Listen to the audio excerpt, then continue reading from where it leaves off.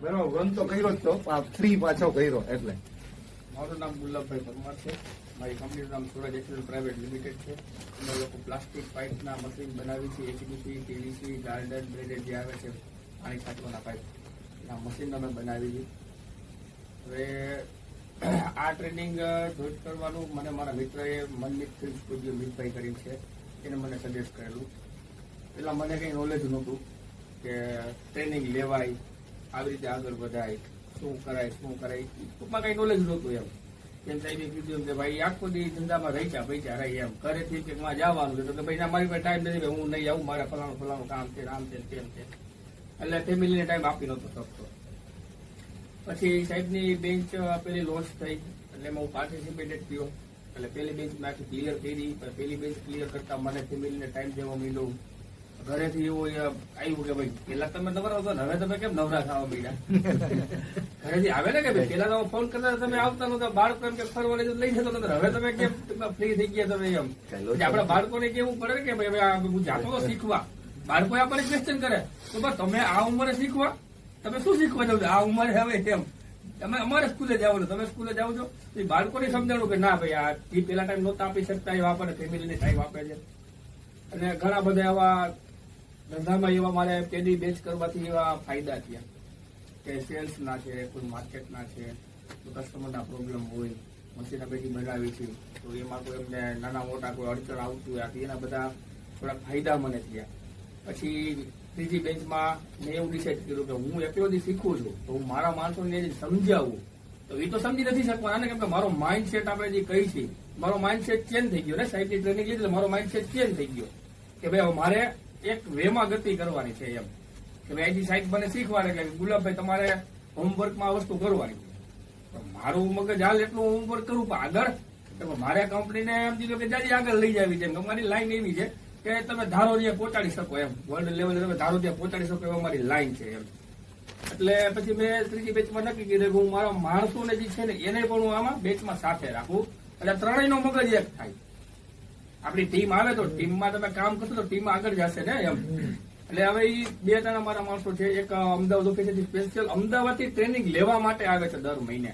ઉમંગભાઈ પંચાલ ઉભા થાવ ને, અમારે સેલ્સ મેનેજર જે કે અમદાવાદ ઓફિસ સંભાળે છે મારી સુરજ એક્સેલ પ્રાઇવેટ લિમિટેડ, અમદાવાદથી સ્પેશિયલ ટ્રેનિંગ લેવા આવે છે દર મહિને. કેમ કે આજ ફાયદો મને થયો એટલા માટે એ ભાઈ આવે છે ને, અને એને કઈક શીખવા તો મળશે જ ને. આજ મને મારી કંપનીને ફાયદો તો છે જ ને, એ કઈક શીખશે આગળ સેલ્સ કરશે તો મારી કંપનીને ફાયદો તો થવાનો જ છે. તો આવા તો ઘણા બધા છે. આજે અમારું શરૂઆતનું ટર્નઓવર તમે જો મારી કંપનીનું તો હવે 1 કરોડ 1.5 કરોડ એવું થતું હતું. મેં એક ટ્રેનિંગ લીધી હતી, માણસો તો કોઈ ટ્રેનિંગ લીધી નહોતી. હું જે દિશા જતો હતી દિશા એને પકડાવી કેમ, એને ખબર નથી કે ગુલાબભાઈ શું કરે છે કેમ હાલે છે. આ નવું કાં લઈ આવે કંપનીમાં હાલતા ચાલતા, ઘડીક પોલિસી બનાવું, ઘડીક નિયમ બનાવું, ઘડીક ડ્રેસ કોડ કરી આવું, ઘણું બધું કર્યું છે પેલી ટ્રેનિંગ બાદ જોઈને એમ.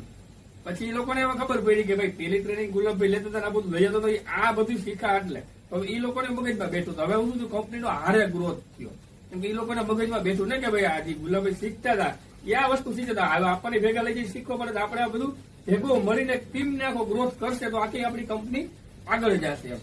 તો મારું તો અમારે તો બહુ જાજો ફાયદો થયો. અત્યારે આમ તો અમારી કંપની 7 કરોડ ટર્નઓવર છે. 7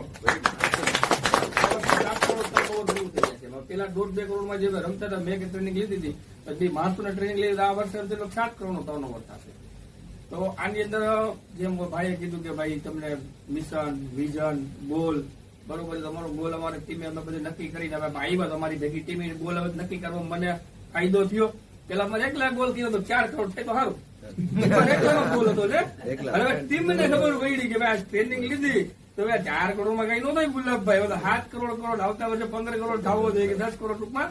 બાકી રનિંગ બધાની કંપનીમાં સમજી લો કે 10% વધારો આવતો હોય છે બરોબર. કેમ કે 10% નથી આવતો શું કામ કે આપણે એકલા રહેતા પૈસા હોય ખબર જ નથી આપણને કે ક્યાં શું કરવું એ જ નથી ખબર.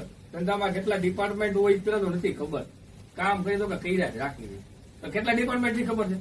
કોઈ પણ ધંધો તમે લઈ લે એમ ડિપાર્ટમેન્ટ તો હોય ને ધંધાની અંદર, સેલ્સ કરતો હોય, માર્કેટિંગ કરતો હોય, પ્રોડક્શન સંભાળતો હોય, ડિપાર્ટમેન્ટ ઘણા બધા ડિપાર્ટમેન્ટ. તો એ બધું તમને ટ્રેનિંગમાં બધું જાણવા મળે છે. આપણે રાજકોટ વાળાના મગજમાં એક જ હવા છે, મારે કે ટ્રેનિંગ લેવા જવા નથી સાહેબ મારી પાસે સમજાણું? આ એક જ હવા છે, આપણે રાજકોટનો વાહ આવી છે એમ.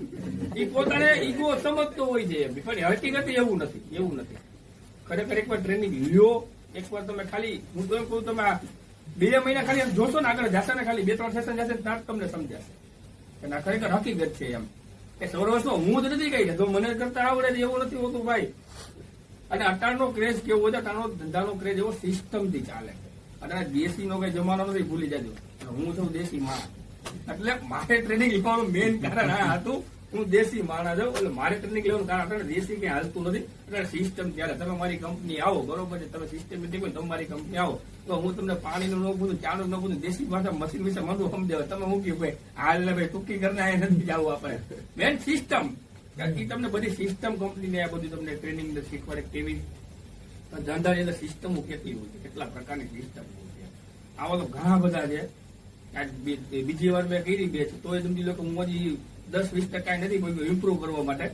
કેમ કે બધું ઇમ્પ્રુવ તો કરવું જ પડશે, આપણે એપ્લાય કરવું જ પડશે અંદર ધંધાની અંદર, તો જ આપણે આગળ જશું. બાકી જતું મેં જેટલું કર્યું એમાં જેટલું હું એટલે પહોંચ્યો હતો. મેં જેટલું ઇમ્પ્રુવ કર્યું, માણસો પાસે કરાયું, મેં કર્યું, એટલા માટે અહીંયા પહોંચ્યો હતો. તો તમે બધા કરો તો બહુ સારું જ છે. એમાં એમ નુકસાનમાં તો નથી. તમે ખાલી એમ કહો કે 2-3 સેશન કરશો ને ત્યાં જ તમને ફાયદો દેખાવા મળશે કે ભાઈ આ વાત સાચી હતી એમ. 2 સેશન કે 3 સેશન કર્યા તો આપણે એમાં ઇમ્પ્રુવ કરશું તો થશે. અને સાહેબની એક મોટી ખાસિયત તમને કહું ને તો એ હાથ પકડીથી કરાવે ને એવું કોઈ નથી. આપણી ઘરવાળી પણ હાથ પકડી ખવડાવતી નથી ખવડાવે કોઈથી ખવડાવ્યું આ એને કહું છું પેલા બનાવ્યો પીઝા બનાવ્યા હાલો હું ખવડાવું, કોઈથી ખવડાવ્યું એ ઘરવાળી છે એ તો ખવડાવે. પણ આ સાહેબ તમને હાથ પકડી શીખવા ખાતું કા નથી. હવે આવી રજૂઆત કરો કે આ કેવી રીતના માણસો ભાગી ગયા, આપણો કઈક વાંધો હોય છે તો સાહેબે કીધું તો બીજું, કીધું તો બીજું. એટલે હાથ પકડી શીખવા છે. મારું કહેવાનો મતલબ કે હાથ પકડી શીખવા છે કે ભાઈ તમે આ વસ્તુ આમ કરો, તમે આ વસ્તુ આમ કરો. અને આપણે સમજી લો કે આપણે સાહેબે સમજાવ્યું છે, આપણે મગજમાં ખોટું બેસી ગયું છે, ધંધામાં એટલે સીધું કરી દીધું. એ વસ્તુ આપણો જ વાત છે ને, આપણે તો બીજા દોસ્તો થઈ શકે. તમારે સમજાણું ઊંધું છે. કીધું તું એકચ્યુઅલમાં આ વસ્તુ આમ અને આપણે કરી નાખી બીજી. એટલે મેઇન વસ્તુ તો એ છે કે તમને હાથ પકડીથી શીખવાડે ને. ટ્રેનર તો ઘણા બધા છે ને, એક હાથ પકડી શીખવાડશે નહીં, ટ્રેનિંગ આપી દેશે, હોમવર્ક આપી દેશે, થયું તો થયું, નહોતું કઈ વાત પતી ગઈ મેન. બરોબર છે ને. અમે તો જૂના છે એટલે અમને તો વિશેષ સાહેબી કે છે ગમે ત્યારે એની ટાઈમ મને જે આટન ચાલુ બેચ છે એ લોકોની કે છે કે ભાઈ એની ટાઈમ તમે જે એપ્લાય કરો છો એમાં તકલીફ પડે તો મને ગમે ત્યારે ફોન કરો. હવે આવી કઈ ટ્રેનિંગમાં ફેસિલિટી જેવી બને કયું હાલો, કઈ ટ્રેનિંગમાં આવી ફેસિલિટી છે? અને શોખ એટલે હું આવું થોડું કરતો રહેતો હોય. હું દેશી માણસ થોડું કામ ધંધો કરવો તો થોડીક ગતિ તો પકડવી જોઈએ ને, પ્રોફેશનલ થવાની એમ. જે તે તમે કપડા પહેરવાની ભાન નહોતી, હવે જોવો તો થઈ ગયું કમ્પ્લીટ પ્રોફેશનલ ટ્રેનિંગમાં આવ્યા પછી કેવા કપડા પહેરવા ખબર નથી, બિઝનેસમેન ને કેવા કપડા પહેરવા જોઈએ. કે આ બધું કહેવાનો મતલબ કે આ બધું ટ્રેનિંગ થી આપણને શીખવા જાણવા મળે. મેં જેમ પેલા કીધું કે રાજકોટમાં રહે કે મને એટલે ધંધો કરતા આવડે, બીજા કોઈને આવડે નહીં. હવે કોમ્પિટિશન કર્યું તો તેની એરે કરવી કેમ કરવી નથી આવડતું. એ સાહેબ શીખવાડે કોમ્પિટિશન કર્યું કેમ કરવી કેમ કરાય. એક માર્કેટિંગ વાળા સેશનમાં આવ્યું હતું બધું. કોમ્પિટિશન કરતા તો આવડી જોઈએ ને, મારો કહેવાનો મતલબ છે કોમ્પિટિશન કરતા તો આવડી જાય. હવે તમે ભાવ ગગડાવી છે તો પથારી નો ફરી જાય માર્કેટની કે નો ફરી જાય. તો કોમ્પિટિશન કરવી તો કેમ કરવી, શું કરવું, એમાં આપણો કઈક રૂલ્સ ને નિયમ હોય ને. કોમ્પિટિશન નહીં, રાજ કરવાનો ઓલા એટલામાં તું એટલા એટલે એટલા માટે ટ્રેનિંગ લેવી જરૂર છે. હવે સમય બધા નથી લેવો કઈ, બરોબર છે. બધા જોઈન્ટ કરો એવી અમે તો આશા રાખી હતી. તમને 100% આમાં રિઝલ્ટ દેખાશે. મેઇન રિઝલ્ટ મેં જે કીધું એ છે હાથ પકડી શીખવાડે છે. સામેથી ફોન ટાઈપ ના આવશે કે હોમવર્ક આપ્યું થઈ ગયું કે નથી ગયું, કેટલું હોમવર્ક તમે કર્યું છે, કેટલું ઇમ્પ્રુવમેન્ટ તમે કર્યું છે એની અંદર, બરોબર છે. તમે બધા જોઈન્ટ થાવ એવી અમારી ચર્ચા છે.